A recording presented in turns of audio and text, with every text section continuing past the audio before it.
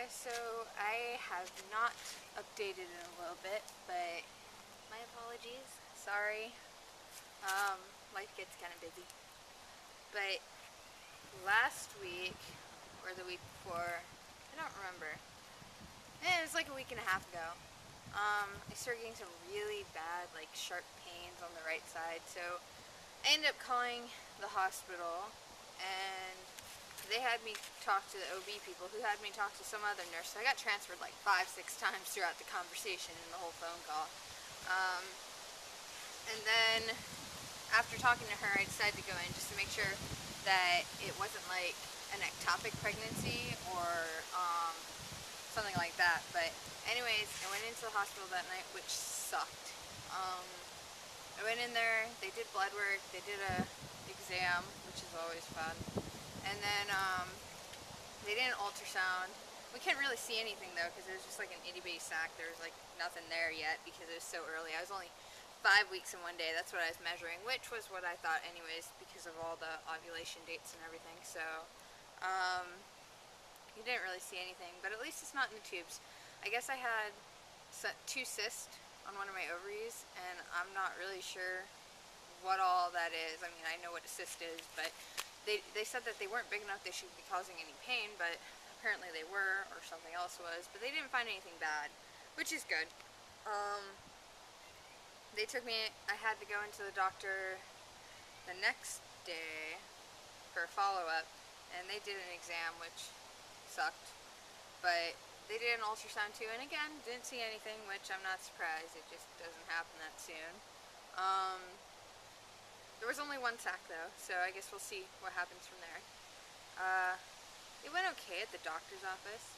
I was kind of pissy because I go in and we're talking, and he figures out that my due date's February 14th, right? And so then he says something about how we'll need to schedule the C-section for around February 7th because of some scheduling conflict he has or whatever, who knows. And then I told him that I'm trying for a VBAC, and he just kind of looked at me bug-eyed and says, after 2 C-sections? I was like, yeah. And so he goes on about uterine rupture, and I was like, well, that's only a 0.5%. He's like, well, that's only for 1 C-section. It's not that much higher for 2, so it's a chance I'm willing to take. I mean, heck, honestly, in my opinion, you have a higher chance of, like, having a random spur-of-the-moment heart attack in labor than your uterus rupturing. Although I'm not sure if that's true, but that's about how I view that chance. So,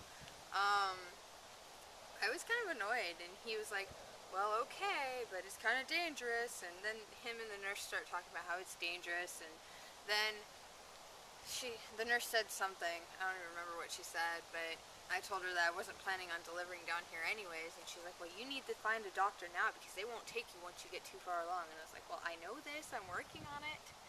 So, yeah, that was really irritating. I actually did contact, I told you guys previously, I was trying to contact Dr. Bell and Dr. Elrod.